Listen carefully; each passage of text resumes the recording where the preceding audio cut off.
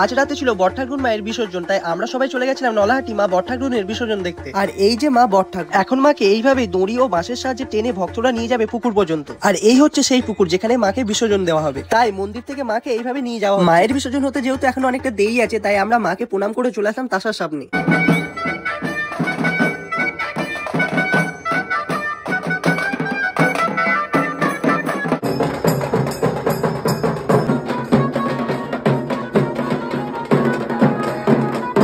কি বলবো বন্ধুরা, এই তাসার আওয়াজ শুনে না মনে একটা রাস রাস ফিল চলে আসে, কারণ আর কয়েকদিন পরই তো আমাদের ডাইহাটে রাস। তাসায় ছেলেপিলের নাচ দেখে আমরা চলে আসি মেলা। এখান থেকে একটা রোল ও ভেজিটেবিল চপ খেয়ে আমরা চলে আসি পুকুর পাড়ে মায়ের বিসর্জন দেখতে। আর এই যে মাকে বিসর্জন করা হচ্ছে।